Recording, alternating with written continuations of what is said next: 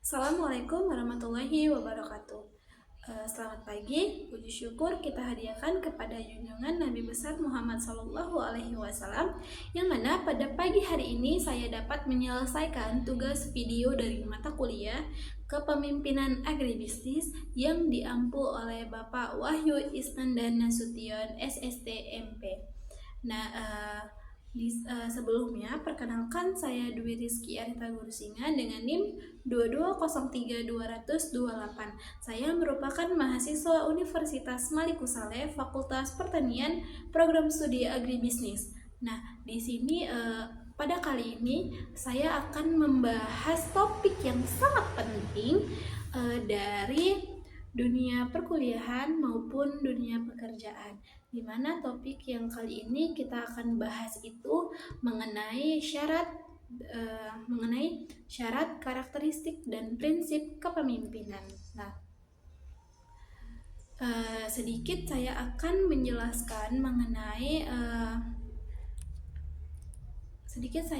menjelaskan mengenai pemimpin dan kepemimpinan. Pasti teman-teman seringkali berpikir bahwa pemimpin dan kepemimpinan itu adalah hal yang sama. Namun ada beberapa yang mengatakan pemimpin dan kepemimpinan itu berbeda.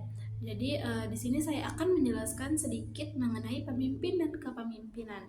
Filsuf kenamaan Yunani kuno Aristoteles mengatakan bahwa manusia adalah zone volition, yang dapat diterjemahkan sebagai manusia adalah makhluk sosial. Sebagai makhluk sosial, manusia akan berusaha membentuk kelompok masyarakat yang terikat karena adanya tujuan tertentu. Dan agar tujuan itu dapat tercapai dengan baik, dibutuhkan sosok pemimpin yang memiliki keahlian kepemimpinan. Sebenarnya, pemimpin dan kepemimpinan merupakan satu kesatuan yang tidak dapat dipisahkan secara struktural maupun fungsional. Seperti organisasi yang juga terdapat banyak pengertian-pengertian mengenai pemimpin dan kepemimpinan. Di sini ada menurut Suradinata 1997 berpendapat bahwa pemimpin adalah orang yang memimpin kelompok 2 orang atau lebih, baik organisasi maupun keluarga.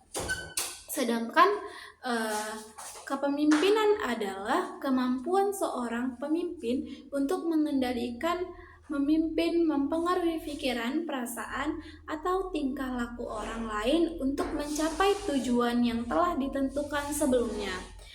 Sebagaimana diungkapkan Kartini Kartono dalam Hidipranata 2004, bahwa pemimpin adalah seorang anggota kelompok yang paling berpengaruh terhadap aktivitas kelompoknya dan yang memainkan peranan penting dalam merumuskan ataupun mencapai tujuan-tujuan kelompok. Baik seorang pemimpin merupakan penyalur bagi pikiran, tindakan, dan kegiatan yang bersifat mempengaruhi dan melaksanakan pekerjaan-pekerjaan. Hal ini berarti pemimpin selalu meliputi sejumlah besar masalah kekuasaan. Di sini juga ada menurut Hadipranata 2004 menemukan bahwa pemimpin adalah seseorang yang bertugas mengarahkan, mengkoordinasi aktivitas-aktivitas yang ada dalam tugas kelompok. Baik seorang pemimpin ialah seorang yang ada dalam seorang pemimpin ialah seorang yang ada karena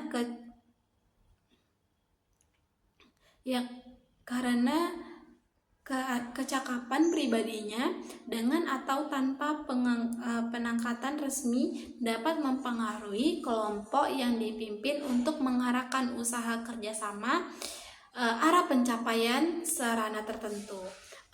Di sini ada beberapa pendapat para ahli tentang kepemimpinan mengandung pengertian dan makna yang hampir sama. Di sini ada hampir sama. Antara lain ada 5 ada 5 para ahli di sini. Yang pertama itu ada Sutarto. Menurut Sutarto, kepemimpinan adalah rangkaian kegiatan penataan berupa kemampuan mempengaruhi perilaku orang lain dalam situasi tertentu agar bersedia bekerja sama untuk mencapai tujuan yang telah ditetapkan. Yang kedua ada menurut Sondang Siagiaan. Kepemimpinan adalah suatu kegiatan yang mempengaruhi orang lain agar melaksanakan pekerjaan bersama menuju satu tujuan tertentu. Menurut Ordai, kepemimpinan adalah aktivitas mempengaruhi orang-orang agar mau bekerja sama untuk mencapai tujuan yang diinginkan.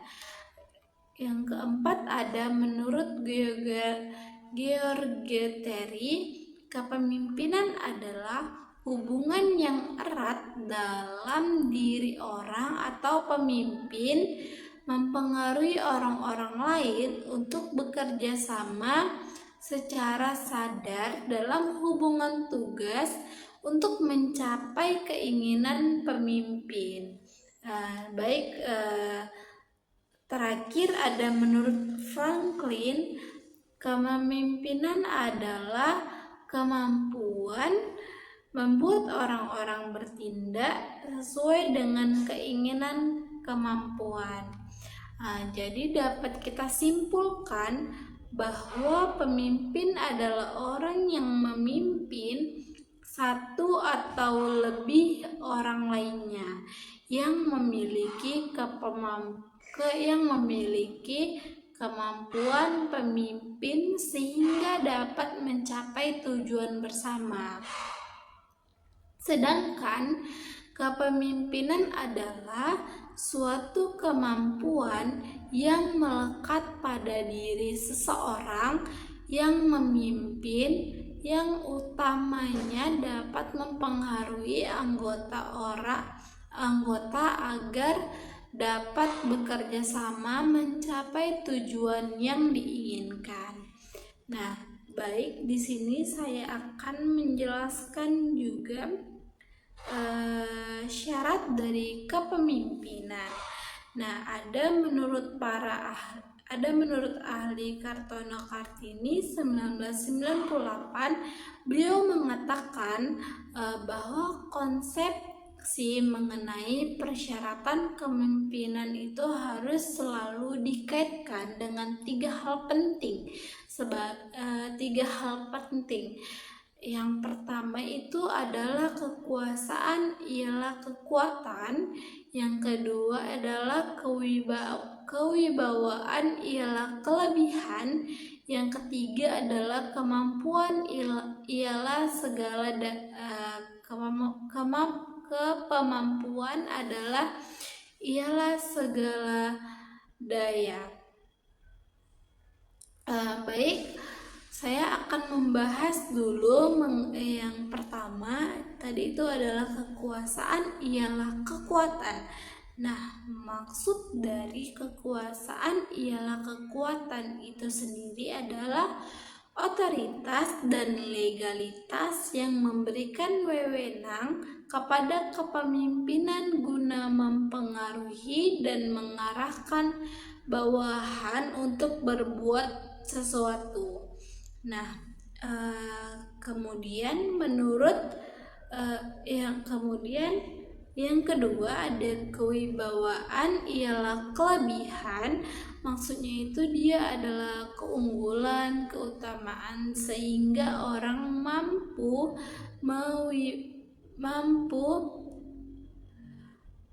mewibawaan atau mengatur orang lain sehingga orang lain tersebut patuh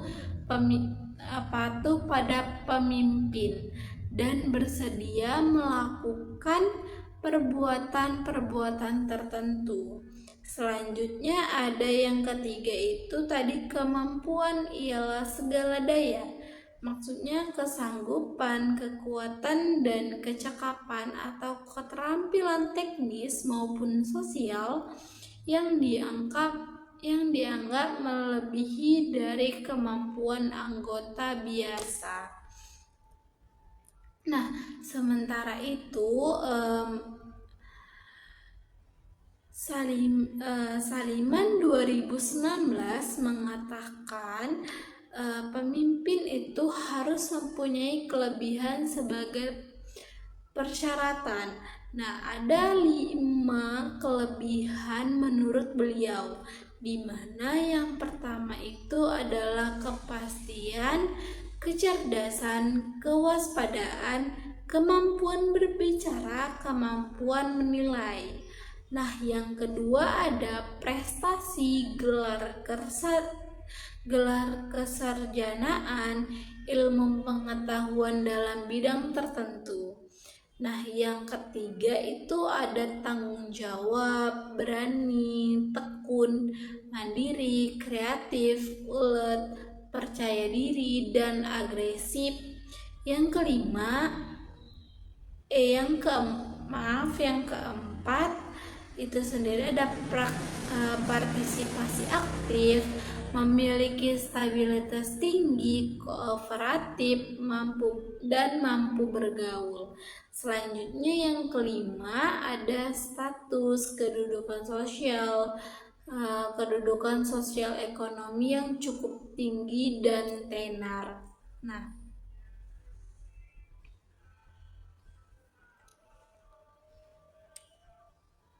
baik, selanjutnya juga ada menurut Asra Brata Suekanto 2001, beliau mengatakan kepemimpinan yang akan berhasil harus memenuhi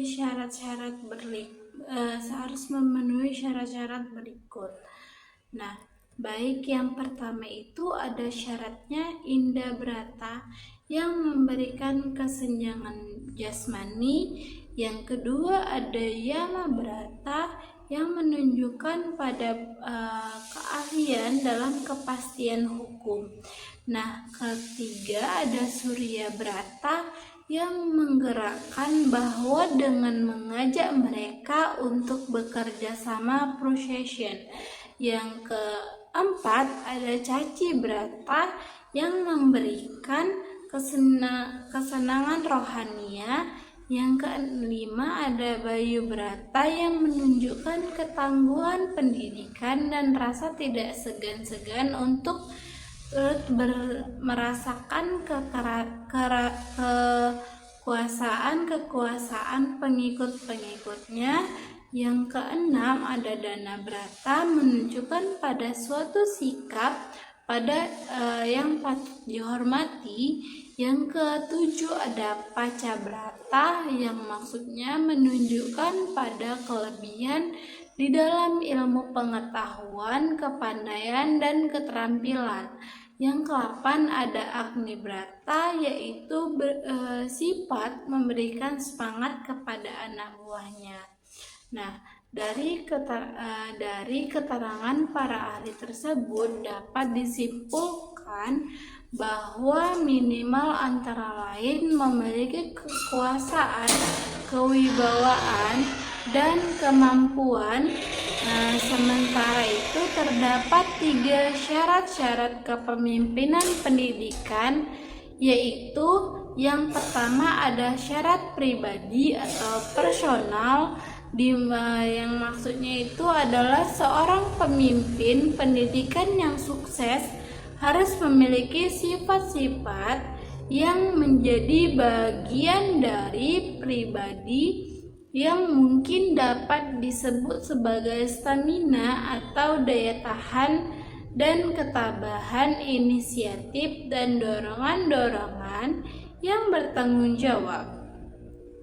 Nah, ia harus mempunyai kesanggupan untuk bangun dan maju. Identik dengan hal tersebut, maka seorang pemimpin pendidikan sebaiknya memenuhi syarat-syarat sebagai berikut. Nah, ada 5 syarat yang harus dimiliki seorang pemimpin. Yang pertama ia harus memiliki a pleasing personality sebagai bagian dari pribadinya. Untuk itu ia harus good fellow.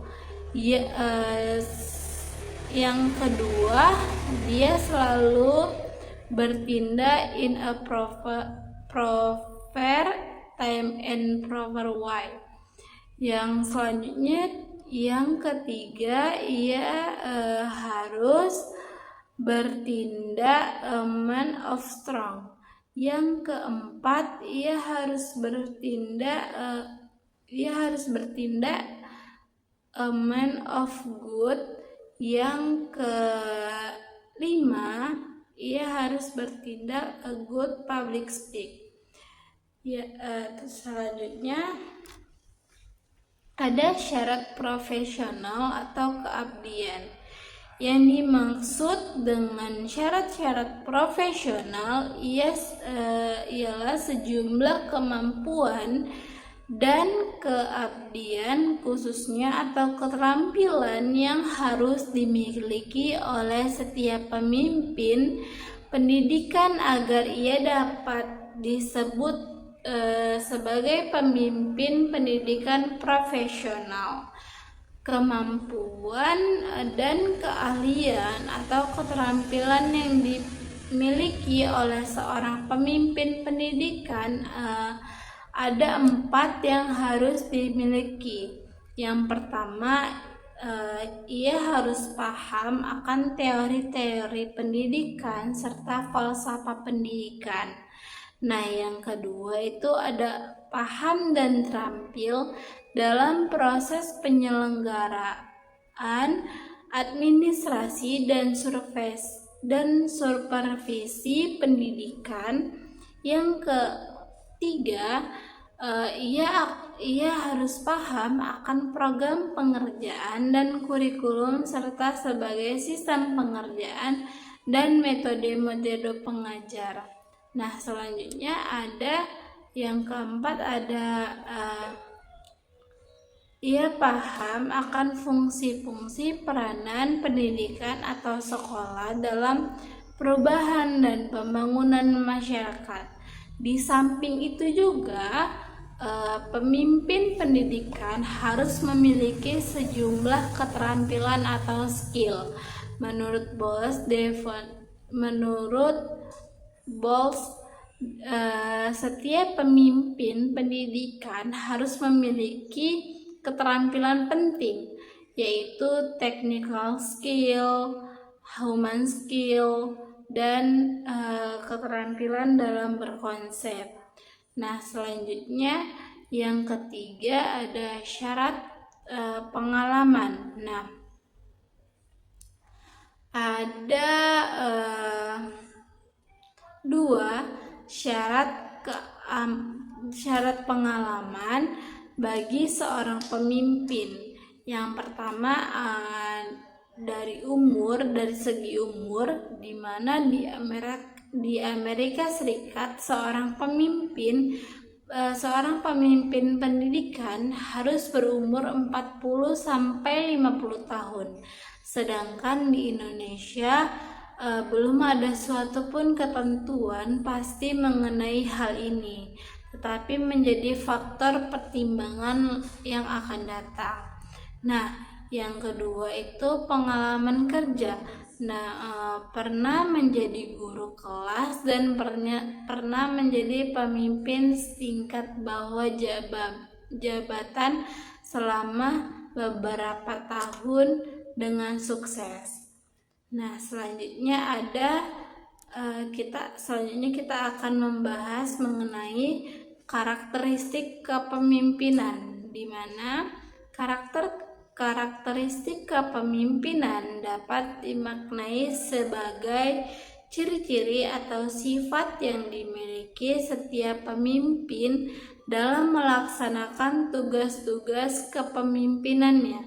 Menurut Al-Syaifullah, menyatakan ada 5 karakteristik pemimpin yang dimiliki oleh seorang pemimpin. Yang pertama itu adalah pemimpin mempunyai hati yang peka terhadap lingkungannya, bisa mendengarkan saran-saran dan nasihat dari orang sekitarnya. Yang kedua, pemimpin menjadi teladan dalam lingkungannya. Yang ketiga, pemimpin bersikap dan bersifat setia kepada janjinya kepada organisasinya. Yang keempat, pemimpin mampu mengambil keputusan. Yang kelima, pemimpin mempunyai kemampuan untuk meyakinkan orang lain. Pemimpin yang sukses adalah pemimpin yang dapat menggunakan keterampilan komunikasi dan pengaruh untuk meyakinkan orang lain terhadap sudut pandangnya serta mengarahkan mereka pada tanggung jawab total terhadap sudut pandang tersebut. Nah, menurut Purwanta juga berpendapat bahwa karakter pemimpin yang ideal memiliki 8 karakteristik. Yang pertama ada jujur, yang kedua cerdas, yang ketiga bertanggung jawab, yang keempat visioner, yang kelima adil, yang keenam disiplin, yang ketujuh inisiatif, yang ke-8 lugas, di mana kita akan bahas satu persatu mengenai karakteristik pemimpin itu sendiri. Nah, dari yang pertama itu tadi ada jujur, di mana nilai kejujuran bagi seorang pemimpin merupakan salah satu nilai yang dasar harus atau bahkan harus dimiliki bagi seorang pemimpin. Nah, seorang pemimpin yang sangat jujur menghargai apa yang telah dicapainya itu berasal dari orang-orang yang mempekerjakannya. Nah, jadi seorang pemimpin sejati harus mengingat dan menjadikannya sebagai falsafah hidupnya. Pemimpin sejati adalah pemimpin yang selalu dalam mengatur akan selalu mengunjungi kebenarannya dan tidak mengunjungi kekuasaan, sehingga tidak mengalami apa yang disebut dengan orientasi perpecahan, yaitu tidak menyatu antara kata dan tindakan. Yang kedua ada cerdas, di mana kecerdasan adalah suatu yang dapat dijadikan modal dasar karena pemimpin yang cerdas adalah orang yang mampu menghargai puncaknya kehidupan, dan dia akan selalu mengunjungi kebenaran dan tidak mengunjungi kekuasaan, sehingga dia tidak mengalami apa yang disebut dengan orientasi perpecahan. Jika pemimpin ingin bertahan lama, maka kecerdasan yang harus dikedepankan bukan popularitas semata.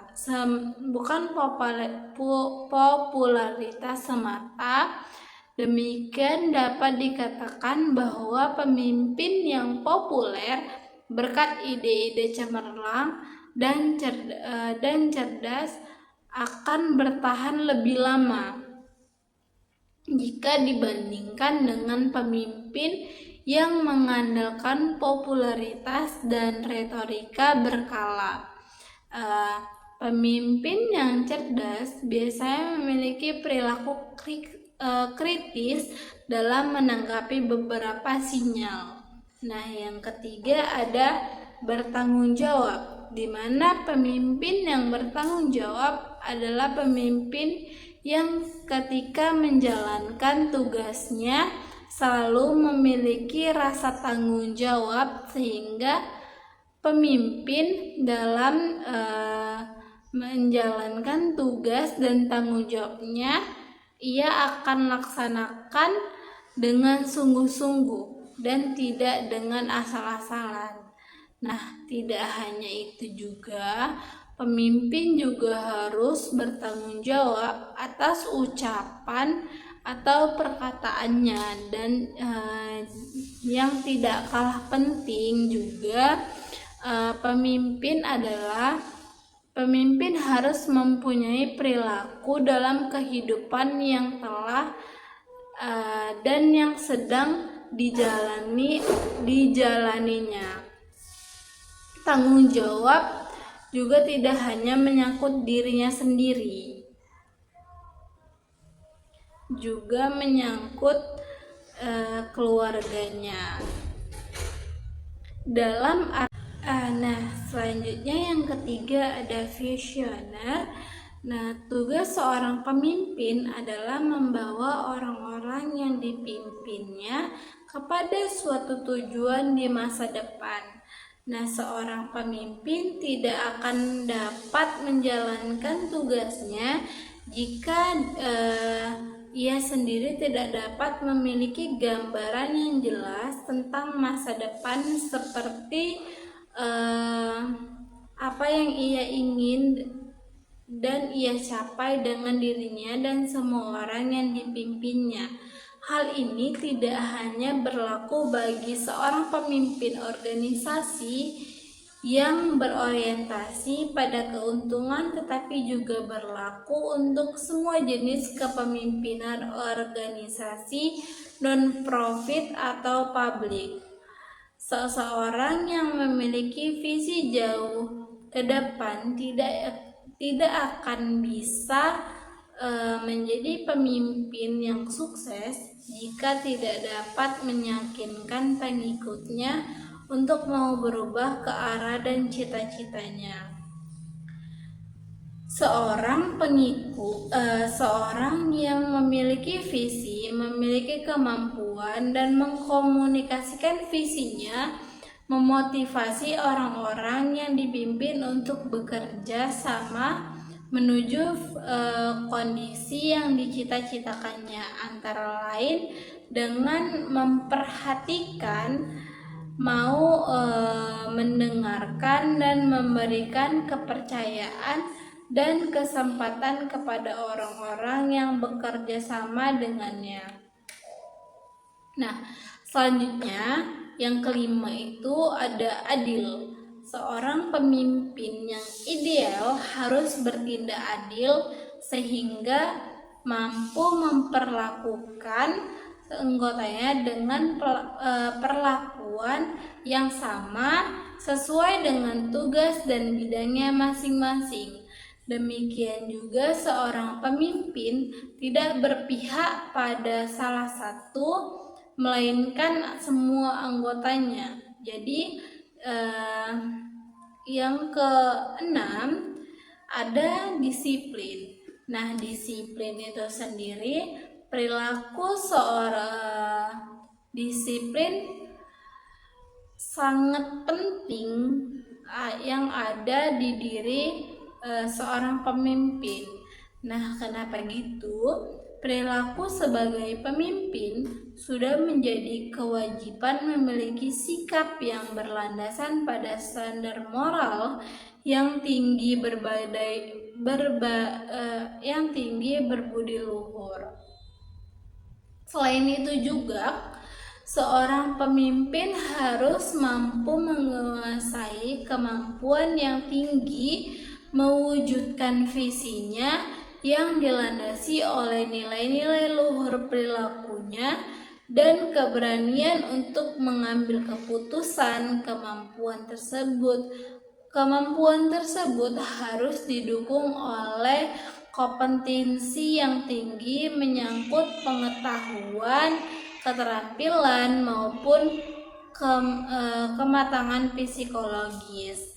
Nah, disiplin di sini adalah suatu sikap perilaku yang erat hubungannya dengan sikap langsung dapat dirasakan dan dimengerti oleh orang-orang lain. Nah, selanjutnya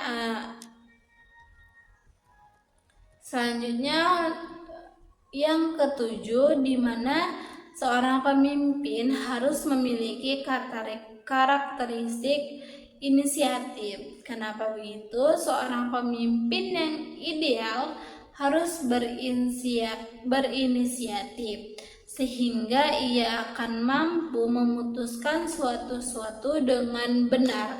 Selain itu ia juga memiliki kemampuan untuk menemukan solusi yang baik untuk kemajuan organisasinya. Nah, yang terakhir, karakteristik seorang pemimpin harus memiliki karakteristik lugas. Kenapa? Seorang pemimpin yang ideal harus lugas sehingga ia akan mampu menjelaskan pikirannya secara langsung dan tidak bertele-tele. Selain itu juga seorang pemimpin harus memiliki kebijaksanaan dan kepedulian terhadap kepentingan bersama dan didukung oleh hati nurani yang bersih dan tulus dan ikhlas. Baik, hal ini sejalan dengan pendapat Taufik mengenai karakteristik pemimpin yang ideal sedikitnya mempunyai 8 karakter, yaitu cerdas, bertanggung jawab, jujur dan dapat dipercaya, inisiatif, konsisten dan tegas, adil, lugas. Dari pemaparan di atas kami simpulkan bahwa karakteristik kepemimpinan yang utama adalah jujur, cerdas, bertanggung jawab, visioner, adil, disiplin, inisiatif, dan lugas. Nah, di sini saya akan membahas juga mengenai prinsip dari kepemimpinan. Nah, dalam menjalankan kepemimpinan terdapat beberapa hal yang perlu menjadi pondasi utama sebagai prinsip utama yang perlu diperhatikan seorang pemimpin. Berikut ini prinsip utama yang diperlukan oleh yang dipaparkan oleh para ahli. Nah, yang pertama ada melakukan peningkatan secara berkala dan terus-menerus. Hal ini merupakan suatu sikap alamiah yang dapat dilaksanakan ketika pemimpin telah mencapai kepada suatu kesuksesan yang kemudian mempersiapkan untuk maju kepada langkah selanjutnya. Nah, yang kedua, mengakui permasalahan secara terbuka. Keterbukaan menjadi kekuatan yang dapat mengendalikan dalam mengatasi masalah dengan cepat dan sama cepatnya dalam mengasah kemampuan. Yang ketiga ada mempromosikan keterbukaan, di mana hal ini memberikan suatu kesempatan untuk saling berbagi dalam hubungan komunikasi yang dapat mendukung kemajuan organisasi dalam rangka melakukan efisiensi yang besar. Yang keempat, menciptakan tim kerja. Nah, di dalam organisasi, tim kerja dapat menjadi esensi pembentuk struktur organisasi yang dapat memberikan sumbangan berupa reputasi dan efisiensi prestasi kerja dan peningkatan yang berkontribusi dari setiap individu dari tim kerja. Nah, yang kelima itu sendiri ada memberikan proses suatu hubungan yang benar, di mana organisasi menunjukkan hubungan yang sehat tanpa adanya saling bermusuhan, penuh kontroversi, dan budaya yang saling menyalahkan. Yang keenam ada mengembangkan disiplin pribadi. Nah, hal ini menjadi refleksi dari sifat alamiah yang membentuk suatu atmosfer harmonis antara rekan kerja di dalam satu tim menjadi prinsip utama dalam perusahaan. Sifat terpenting dalam setiap individu juga dapat terjaga. Nah, selanjutnya yang ketujuh ada memberikan informasi yang relevan kepada anggota organisasi yang tidak memberikan tugas melebihi dari tugas sehari-hari yang diemban oleh mereka. Yang ke-8 itu sendiri ada memberikan kesempatan kepada anggota organisasi yang dipimpin untuk mengambil pelatihan yang tepat, memberikan dorongan pada kemajuan akan keahlian, tanggung jawab pengambilan keputusan dan akses sumber data dan anggaran dan penghargaannya. Nah, melalui paparan informasi di atas, prinsip kepemimpinan menitikberatkan kepada suatu pengaruh seseorang,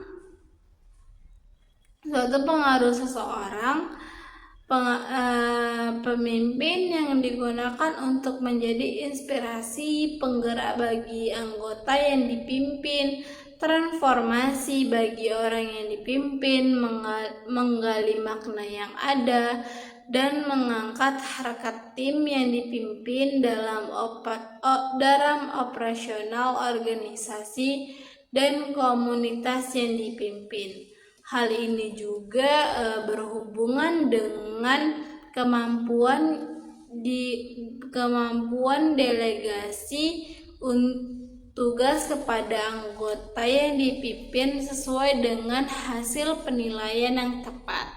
Nah, Ki Hajar Dewantara dalam interaksinya pernah membagikan beberapa prinsip kepemimpinan yang masih relevan. Nah, yang pertama ada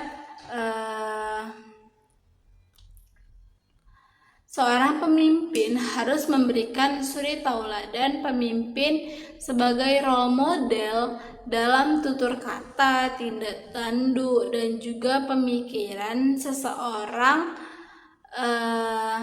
pemimpin akan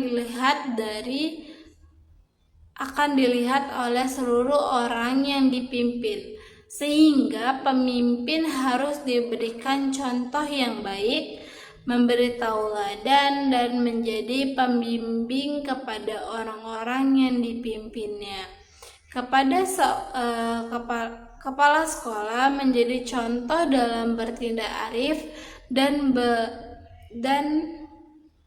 bijaksana, menjadi teladan disiplin terhadap waktu, berperilaku jujur, bertanggung jawab, menjadi panutan terhadap anggotanya, mampu menjaga integritas, menciptakan suasana yang harmonis, menjaga kewibawaan, menjaga ketertiban, dan taat terhadap norma atau aturan. Nah, hal ini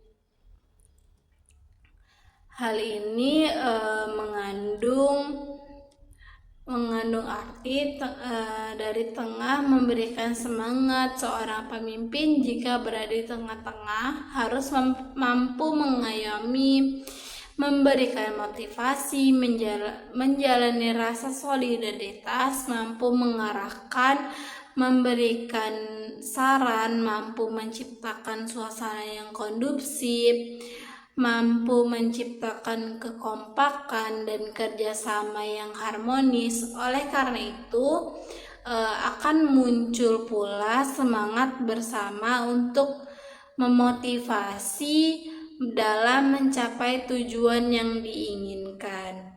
Nah, baik.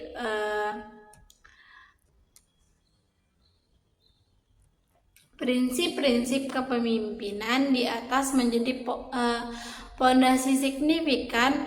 Selanjutnya, perilaku pemimpin fokus manajemen tidak lagi hanya meneliti kriteria, tetapi juga hal-hal yang dilakukan oleh pemimpin yang efektif. Nah, perilaku pemimpin ini seperti mendelegasikan tugas, mengambil keputusan, berkomunikasi, dan memotivasi adalah sesuatu yang dapat dipelajari, berbeda dengan kualitas pemimpin.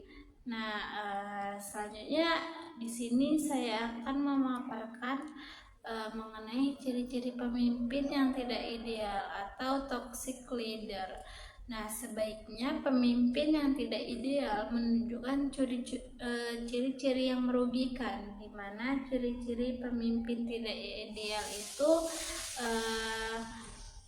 ada di interaksi tim. Nah, di interaksi tim, pemimpin hanya memerintah tanpa menciptakan komunikasi yang baik.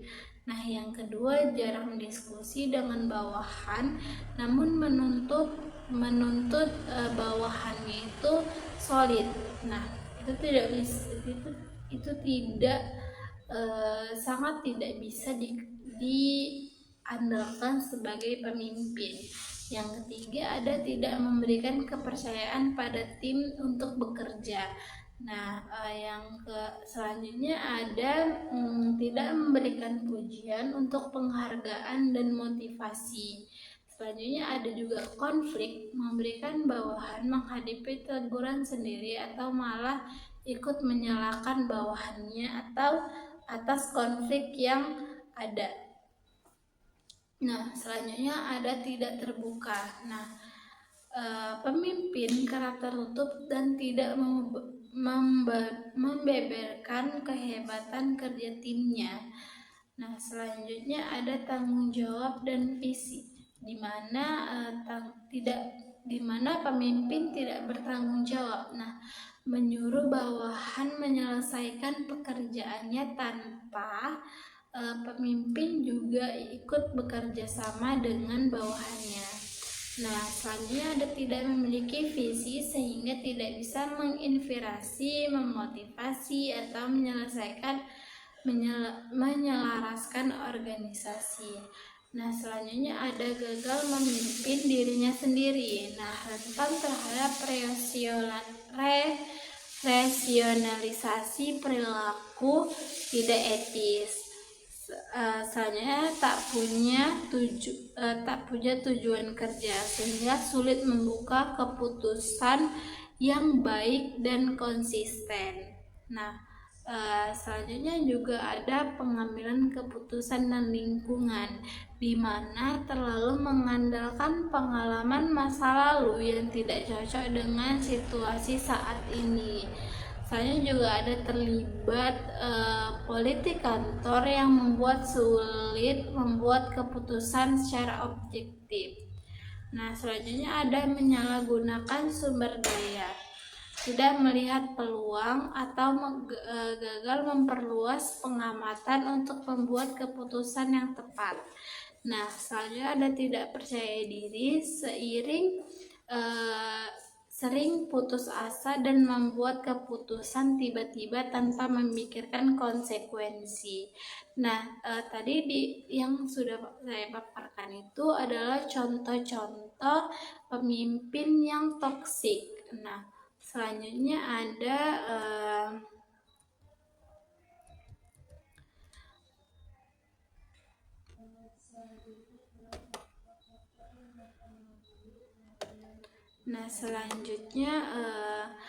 agar menghindari pemimpin yang toksik, kita harus memilih Pemimpin yang benar-benar memiliki karakter pemimpin dan perilaku yang efektif. Nah, tadi sudah saya jelaskan ciri-ciri pemimpin yang tidak toksik itu. Mungkin karakter pemimpinnya itu yang pertama cerdas. Nah, kenapa kita harus memilih pemimpin yang cerdas? Karena kalau pemimpin yang cerdas itu dia mampu memimpin anggota timnya dengan baik. Nah, selanjutnya berinisiatif. Nah, ketika kita memilih pemimpin yang inisiatif, kita akan terarah gitu. Nah, selanjutnya bertanggung jawab. Pemimpin yang bertanggung jawab akan tugas-tugasnya itu tidak akan lepas tanggung jawab dengan timnya. Jadi ketika tugas sudah diserahkan oleh timnya, pemimpin tidak boleh lepas tanggung jawab begitu saja. Nah, selanjutnya pemimpin juga harus dapat dipercaya, karena pemimpin yang baik itu adalah pemimpin yang dapat dipercaya, yang jujur dan yang rela berkorban dan dicintai dan mencintai kelompoknya.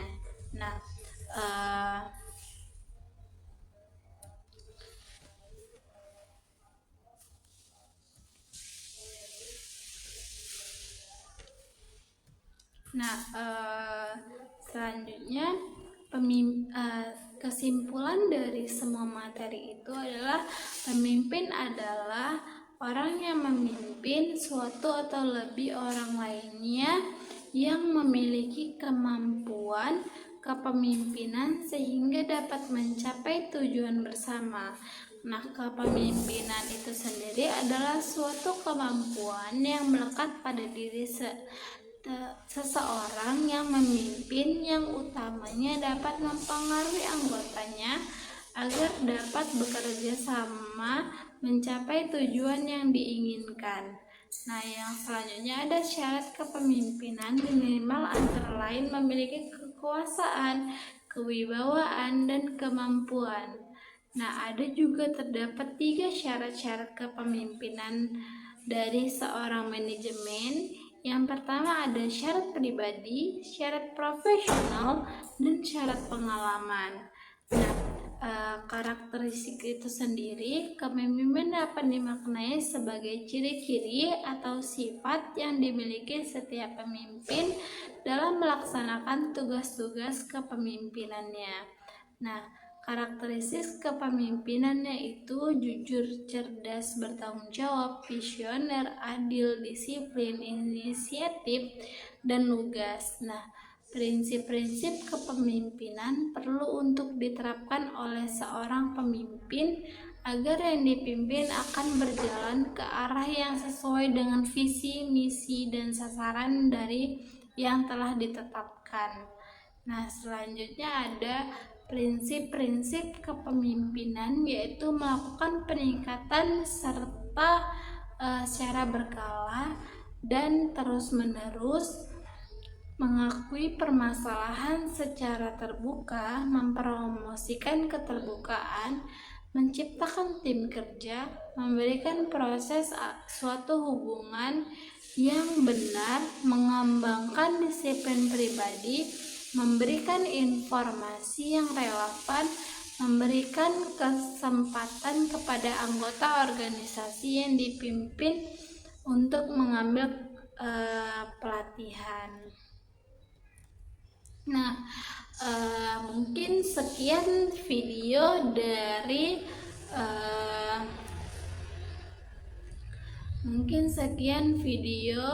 yang dapat saya paparkan dari materi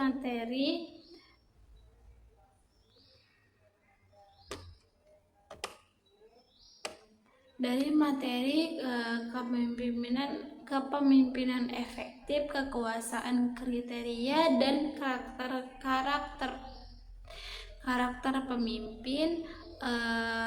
Lebih dan kurang saya mohon maaf. Sampai jumpa di video selanjutnya. Wabillahi taufiq wal hidayah. Wassalamualaikum warahmatullahi wabarakatuh. Kepemimpinan efektif yang mencakup aspek kekuasaan, kriteria, dan karakter seorang pemimpin.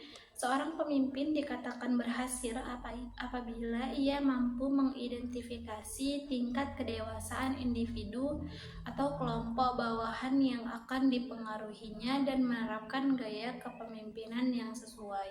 Nah, efektivitas seorang manajer dalam memimpin bawahan sangat bergantung pada situasi dan kemataan bawahan. Tidak ada satu gaya kepemimpinan yang paling baik dan tidak tepat menerapkan gaya yang sama di setiap situasi. Nah, di sini ada kriteria pemimpin sebagai manajer, di mana kemampuan seorang pemimpin sebagai manajer ditetapkan oleh beberapa kriteria umum. Yang pertama, mampu menentukan arah dan tujuan organisasi. Yang kedua, kemampuan mempertahankan, mengembangkan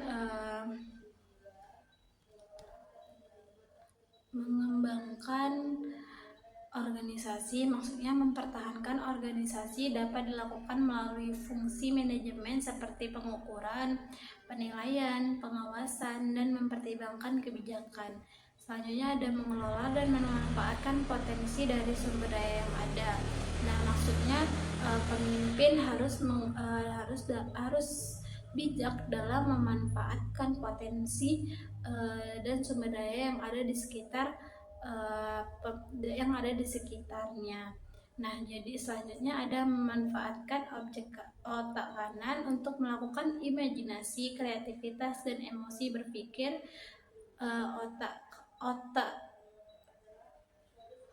Otak kanan dapat melakukan analogi untuk leadership, sementara itu otak kiri digunakan untuk berpikir lebih rasional berhubungan dengan hal yang bisa dihitung dan melakukan kontrol. Selanjutnya ada kriteria seorang pemimpin umum. Nah, di mana kriteria seorang pemimpin yang baik juga harus memenuhi kriteria berikut. Yang pertama ada menerima tanggung jawab. Yang kedua ada kemampuan untuk bisa perspektif. Yang ketiga ada bersikap objektif. Yang keempat ada menentukan prioritas. Yang kelima ada kemampuan berkomunikasi. Nah, kita akan bahas satu persatu mengenai kriteria seorang pemimpin umumnya. Nah, yang pertama tadi kan ada menerima tanggung jawab. Nah, maksud dari menerima tanggung jawab, bersedia bertanggung jawab atas apa yang dilakukan bawahan dan mampu mengatasi bawahan serta tekanan kelompok informal lainnya. Nah, selanjutnya ada bawahan kemampuan untuk bisa perfect. Maksudnya mampu mengamati dan menemukan kenyataan dari suatu lingkungan, memahami bawahan atau kekuatan, kelemahan, dan keinginannya, serta memiliki persepsi introspektif menilai diri sendiri. Nah, yang ketiga ada bersikap objektif. Nah, maksudnya itu kemampuan untuk melihat suatu peristiwa dan meminimumkan faktor-faktor emosional pribadi yang dapat menepis realitas. Nah, yang keempat ada yang kelima ada kemampuan berkomunikasi. Maksudnya itu wajib mampu memberikan dan menerima informasi serta menguasai pemberian perintah dan penyampaian informasi kepada orang lain. Nah, itu tadi ada 5 kriteria yang harus dimiliki untuk seorang pemimpin. Selanjutnya kita akan membahas juga kekuasaan dan wewenang yang dimiliki seorang pemimpin. Nah, jadi kekuasaan itu sangat erat hubungannya dengan wewenang. Kenapa demikian? Karena kekuasaan melibatkan kekuatan dan paksaan. Sementara wewenang adalah bagian dari kekuasaan yang cakupannya lebih sempit dan tidak menimbulkan implikasi kekuatan. Nah, ada juga unsur-unsur dalam wewenang. Nah, di dalam unsur-unsur dalam wewenang itu terdapat menjadi 3. Yang pertama ada ditanamkan pada posisi seorang, yang kedua ada diterima oleh bawahan, yang ketiga digunakan secara vertikal. Nah, di mana yang maksud dari ditanamkan pada posisi seseorang itu, seseorang memiliki wewenang karena posisi yang diduduki, bukan karena karakteristik pribadinya. Yang kedua ada diterima oleh bawahannya, maksudnya individu pada posisi wewenang yang sah melaksanakan wewenang dan dipatuhi bawahan karena dia memiliki hak yang sah. Yang ketiga digunakan secara vertikal, maksudnya wewenang mengalir dari atas ke bawah mengikuti hierarki organisasi. Nah, menjadi seorang pemimpin harus mempunyai kekuasaan dan wewenang yang dari ketiga tersebut. Nah, di sini juga ada basis-basis kekuasaan. Nah, basis-basis kekuasaan itu terbagi menjadi 4. Yang pertama itu ada kekuasaan antar pribadi, di mana kekuasaan antar pribadi ini adalah jenis kekuasaan yang berasal dari interaksi dari hubungan antar individu. Nah, kekuasaan pribadi juga memiliki poin-poinnya tersendiri, di mana poin-poinnya tersendiri itu terbagi menjadi 4. Yang pertama kekuasaan legitimasi. Maksud dari kekuasaan legitimasi adalah kemampuan seseorang mempengaruhi orang lain karena posisinya atau tingkat yang lebih tinggi memiliki kekuasaan atas pihak yang berkedudukan lebih rendah. Nah, batas kekuasaan ini tergantung pada budaya kebiasaan dan sistem nilai organisasi. Nah, yang kedua ada kekuasaan imbalan, di mana kekuasaan imbalan berdasarkan kemampuan seseorang untuk memberikan imbalan kepada pengikutnya atas kepatuhan mereka. Nah, kekuasaan ini mendukung kekuasaan legitimasi dan berkaitan erat dengan modifikasi perilaku menggunakan imbalan. Nah, selanjutnya ada kekuasaan paksaan, di mana kekuasaan paksaan ini seringkali melawan kekuasaan imbalan. Nah, ini adalah kekuasaan untuk menghukum. Meskipun hukuman bisa menimbulkan dampak sampingan seperti perasaan dendam, ia masih digunakan untuk memperoleh kepatuhan atau memperbaiki prestasi tidak produktif. Nah, selanjutnya ada kekuasaan ahli, di mana kekuasaan ahli ini dimiliki oleh seorang pemimpin yang memiliki keahlian khusus yang dinilai tinggi, teknis administrasi atau keahlian lain.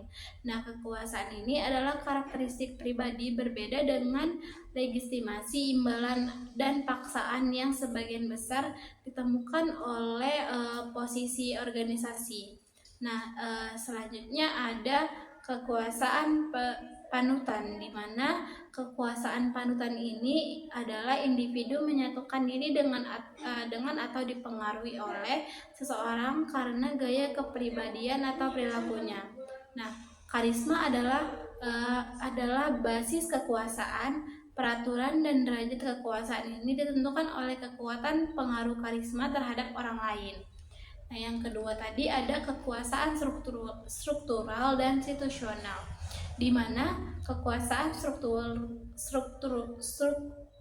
dan situasional adalah kekuasaan yang terutama ditentukan oleh struktural di dalam organisasi. Struktur organisasi menciptakan kekuasaan dan wewenang formal dengan menentukan orang-orang tertentu untuk melaksanakan tugas pekerjaan, mengambil keputusan. Kekuasaan informal juga bisa timbul dari struktur informasi dan juga komunikasi.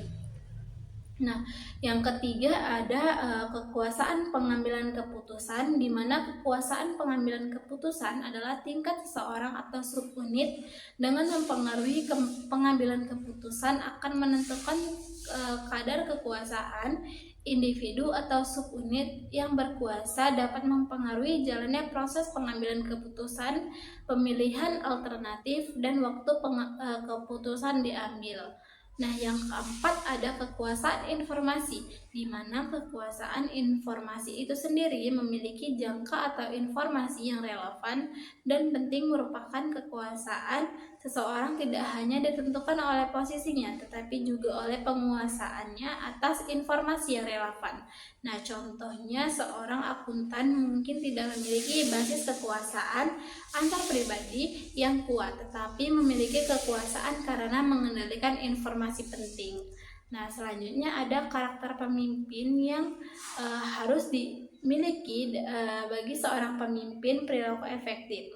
Nah, karakter pemimpin ideal itu ada 7. Nah, seorang pemimpin ideal harus memiliki 7 karakter berikut. Nah, yang pertama itu adalah ada cerdas, yang kedua ada berinisiatif, yang ketiga ada bertanggung jawab, yang keempat ada dapat dipercaya, yang kelima ada jujur, yang keenam ada rela berkorban, dan yang ke-8 ada dicintai dan mencintai kelompoknya. Nah, maksud dari cerdas itu sendiri, seorang pemimpin harus memiliki otak yang cerdas karena